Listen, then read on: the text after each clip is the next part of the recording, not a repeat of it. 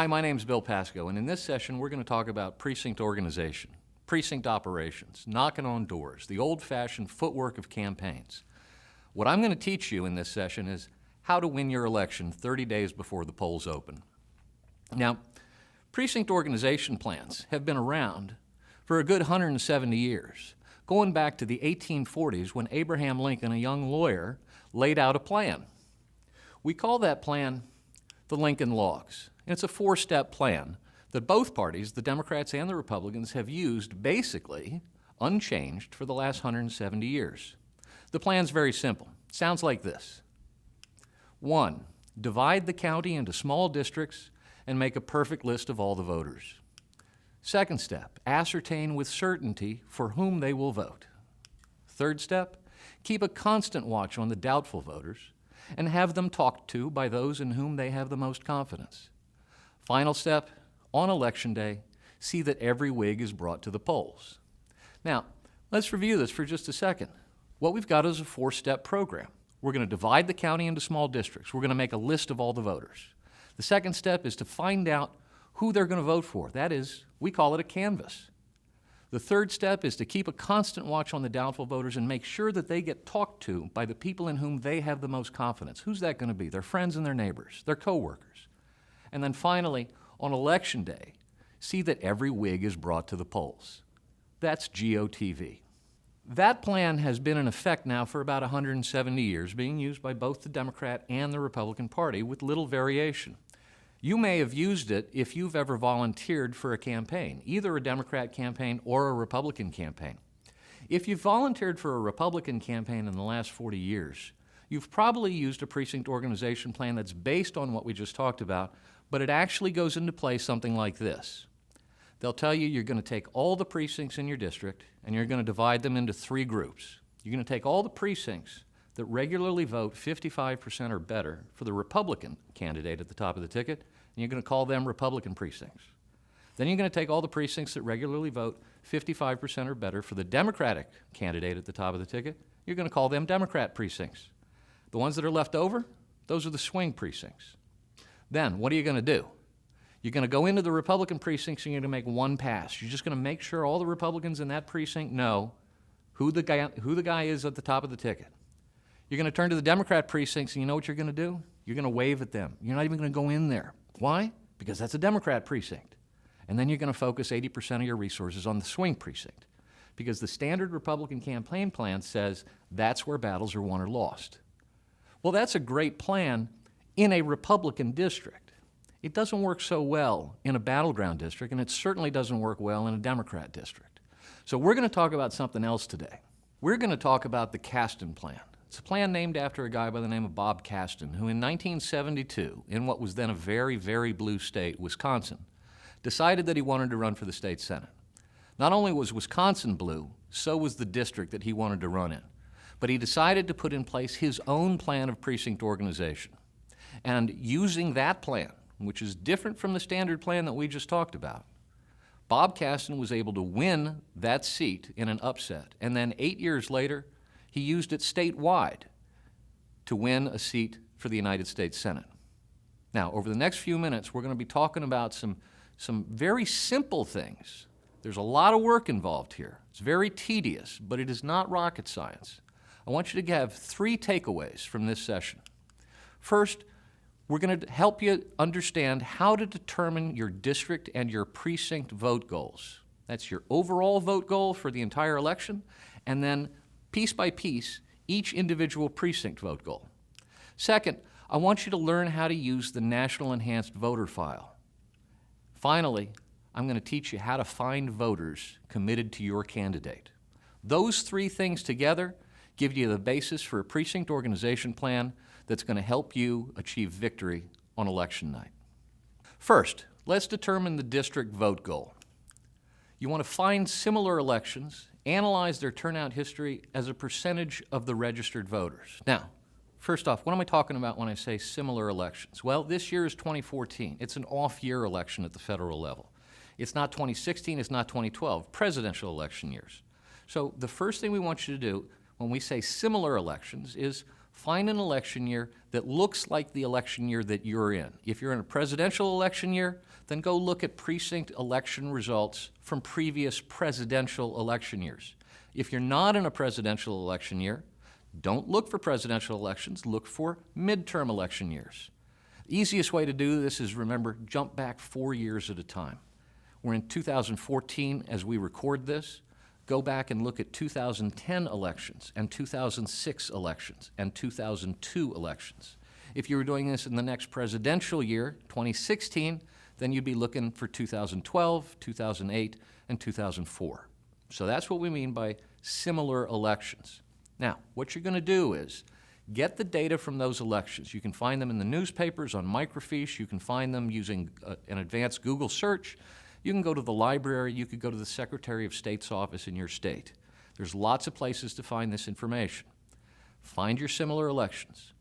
All you're trying to do right now is analyze the turnout history in the district that you're interested in running this campaign in. What you're going to find out is that you're going to have roughly even turnout as a percentage of the number of voters. So you may find out that in Virginia's 1st congressional district, for instance, that you get a 39% turnout in one of those off-year elections, you get a 42% turnout in the second one, and you get a 41% turnout in the third one. It's all bunched right there together because precincts tend to vote that way. They may not all vote in the 40s, some will vote in the 50s, some will vote in the 60s, some will vote in the 30s, but they all tend to vote the same way. So what you're going to do is take those numbers, take 3 numbers, go back the last 3 similar elections, and take the high number, because that's the most that anybody has turned out. Once you've analyzed that and you've got the number for each district, then you're going to determine the number of registered voters in the universe for this election. This is very important. The way you determine the number of registered voters, frankly, is by going to the Secretary of State's website or go to the Registrar of Voters and find out how many registered voters are there in this district at this time. It's just that simple. But this is a crucial number to have. It's a number that you can find, but it's a crucial number to have because we're about to make a guess. And the guess is only as accurate as the information that we put in. It's only as accurate as the variables that we put in. This is one of those 2 variables. I just gave you the first variable. That's the turnout history and the registration, or the turnout percentage that we were just talking about. So you're going to take those 2 variables and put them into an equation. The equation is simple. You take the historical turnout average, 40% or 41%, whatever that top number is that you've gotten from your research, take that number and multiply it against the registered voter universe for this election. So let's say that in your district, we use those 3 numbers, 38% turnout, 41% turnout, and 40% turnout over the last 3 similar elections. Well, if those are our numbers, we're going to take 41%, the top number. We're going to multiply 41% against whatever the size of the registered voter universe is in this election. Let's say there's 100,000 voters. Well, if there's 100,000 voters, and the most we ever get is 41%, then that tells you you're going to get 41,000 voters on Election Day. Now, as I said, that's a guess. It's an educated guess, but it's a guess. The good news is that's the only guess in the whole system. Make that guess as good as you can. And if you're ever wondering, gee, should I be higher or lower? If there's ever a question, go high. Better to overshoot than to undershoot. Now, once you've got that number and you know you're going to have, say, 41,000 voters, you're going to take that number and you're going to multiply by 0.52. 0.52 is 52%, because that's what I want you to get. On election night, I want you to get 52% of all the votes that were cast in this election. And I want you to get 50% plus 1 for a very simple reason. Don't target 50% plus 1, even though that's enough to win. You don't target 50% plus 1 because you might overestimate your own candidate's ability to keep his foot out of his mouth. Or you might underestimate the strength of the opposition candidate's precinct organization. Or You might just like to get 52% because who likes to win a squeaker? I'd far prefer to win 52 to 48 than 50.1 to 49.9. Go ahead and target 52% of the number of voters that you believe are going to turn out. And that's your district-wide vote goal. That's the big number you got to pay attention to. Now, as I said, that's a guess. It's a very good guess. We've got some solid numbers behind it, but it's only an estimate. Now we're going to get into the hard numbers based on that estimate. So we're going to talk about determining precinct vote goals. You've got your district number. You know how many votes you need to generate on election day. But now you got to figure out, how do I get from here to there? You don't swallow an elephant in one bite. You got to cut it up into bite-sized pieces. Well, in an election, the bite-sized pieces are precincts. So, using the same historical data, determine what percentage of the district's entire total vote was contributed by each individual precinct. Some congressional districts may have many, many, many precincts. Some will have just a few. Some will have a lot of counties, some will have a few counties. The point is you want to look at each precinct, go back through those elections and figure out some precincts may contribute as much as 10% every time there's an election. That one precinct is contributing 10% of the overall vote for the Republican candidate. Some precincts may only contribute 2% of the overall vote. So again, this is where I said it's not rocket science. It's simple to do, but it's tedious. It takes a lot of time looking at numbers. So you multiply each precinct's contribution. Once you figure out what it is, then you multiply each precinct's contribution to the total vote against the district vote goal that we just determined. Now, this is going to give you precinct by precinct vote goals. And that's where your grassroots coordinators live. Because no matter how big your biggest precinct is, you're not going to have a precinct vote goal more than a couple thousand votes, tops. And most often, you're going to have precinct vote goals between 250 and maybe 800 votes. That's a real number that even volunteers can understand, they can work with, they can get their head around it, and they can begin to lay out a plan over the coming weeks of how they're going to implement an operation that's going to find your votes. So, you get the district vote goal, and then you get the precinct by precinct vote goals. Now it's time to use the National Voter File. It sounds sophisticated, but the National Voter File is really nothing more than a big list of voters. We've got their names, we've got their addresses, we've got their phone numbers. In some cases, we've even got email addresses, but that's not important for the work we're going to do here. So we won't worry about that.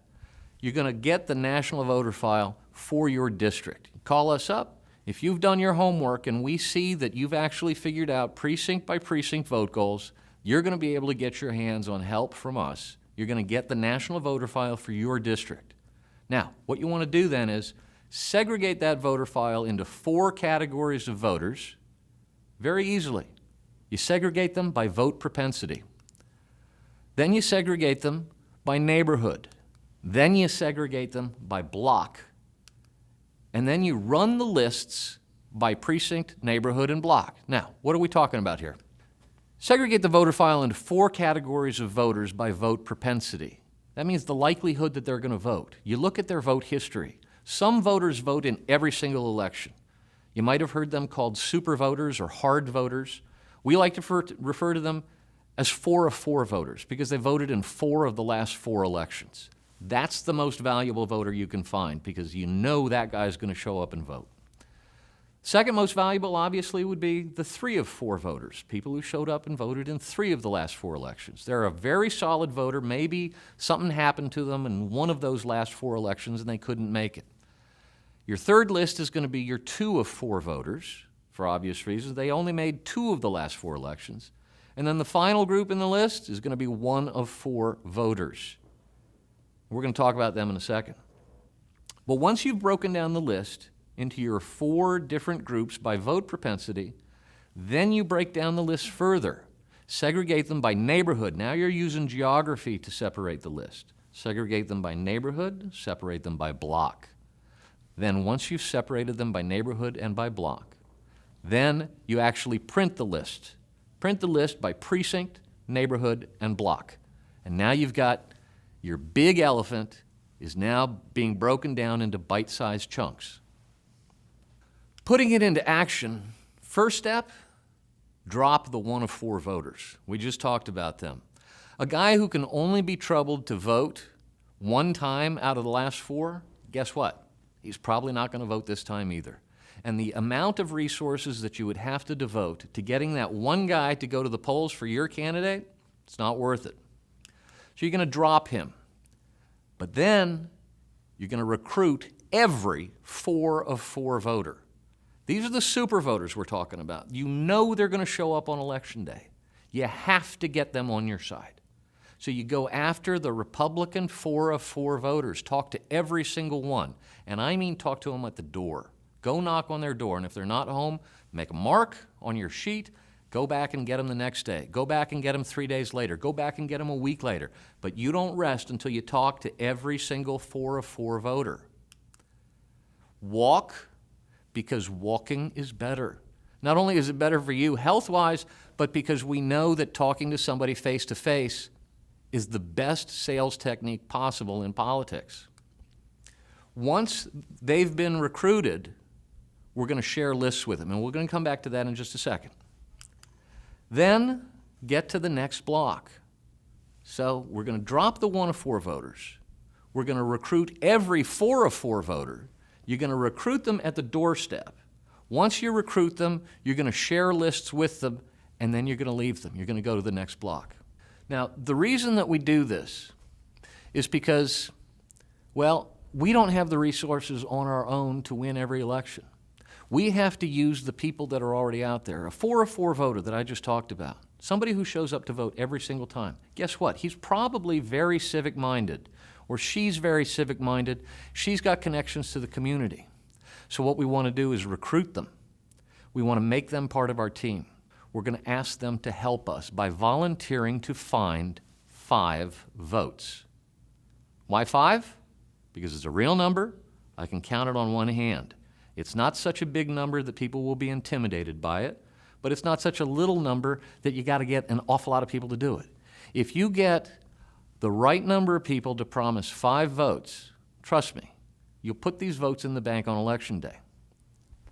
So what we're doing with these 4 of 4 voters is we're recruiting them onto our team. This is absolutely crucial. They got to be recruited onto the team because they're going to leverage our effort. Now, what you're going to find out when you talk to these 4 of 4 voters and you're doing your recruiting, you're asking for their time and their commitment. Can you get me 5 votes? You're going to find a lot of them are going to say yes. And then you're going to find out that of the people who said yes, half of them are not going to deliver. That's life. Life gets busy. They may mean well, but something comes up at work. Somebody gets sick. It just doesn't happen. But of the half that do deliver their 5 votes, guess what? They're going to like it, and they're going to come back and ask for more. So it balances out. Trust me on this. Now, once you got these 4 of 4 voters recruited, and you've given them instructions on how to find 5 votes, you can share lists with them because they're now part of your team. You can show them the walk list that you've printed out, and you can show them that Mrs. Johnson, who lives 2 doors down, well, she's a 2 of 4 voter. She makes it about every other time to an election. All she needs is a little bit of help. If you can point this out to these voters that you're recruiting into the organization, you'll really enhance their effectiveness. You'll make it easier for them to do their job, and you'll get better results and faster results. Now, so what you want to do, once you get the 4 of 4 voters recruited, then you want to spend your time on the 3 of 4s and the 2 of 4s. Now, the 3 of 4s are almost 4 of 4s. They've only missed 1 election out of the last 4. That means they're a pretty civic-minded person. You can probably bet that they're going to be there on Election Day. So you want to talk to them. But guess what? It's really not going to take that much effort because they're a 3 of 4 voter. They only missed 1 out of the last 4. The 2 of 4 voters, they're the key. These people are right on the line. They'll come out, they'll vote if they feel like it. They're better than the 1 of 4s, but they're not nearly as good as the 3 of 4s. The 2 of 4s is where you want to spend the resources. That's where you want to spend your time, hunting these people down. Because if you can get a 2 of 4 voter to vote especially in an off-year election, you've just found gold, because these people don't regularly vote in off-year elections. They're only 2 of 4 voters. So you're going to take the 4 of 4 voters, recruit them into your organization. You're going to use them to go after the 3 of 4 voters and the 2 of 4 voters. Now let's talk timelines. March and April of election year, that's when you should be doing your planning. May through June, that's when you want to recruit your precinct captains. The precinct captain is a very powerful sounding position, and in old political machines, the precinct captain was a very powerful political figure. For our purposes in this discussion, a precinct captain is very simply the guy who says, I'm going to take the responsibility for delivering your vote goal in this precinct. Whether the vote goal is 200 votes or 700 votes or 3,000 votes, I'm your guy. May and June, that's when you want to get all your precinct captains lined up. Because in July, each precinct captain is going to be responsible, if he's following a good plan, he's going to be responsible for recruiting neighborhood captains. You want to get your neighborhood captains in the bank by July, because in August, it's time to recruit block captains. Again, we keep shrinking the size of the bite. Let's make it realistic for these people. Let's make it easy for them to deliver on a task that they've agreed to deliver on. Make it as easy as possible. You'll find that they deliver and they come back and they ask for more. So in August, that's when you should be recruiting your block captains. In September's when it gets fun.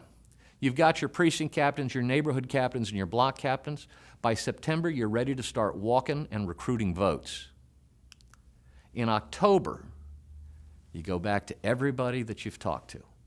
30 days out, you should have 52% of all the voters that you expect to vote. They should be in your bank, in your vote bank. You should have the name and address of everybody who fills out the number needed to reach your district vote goal.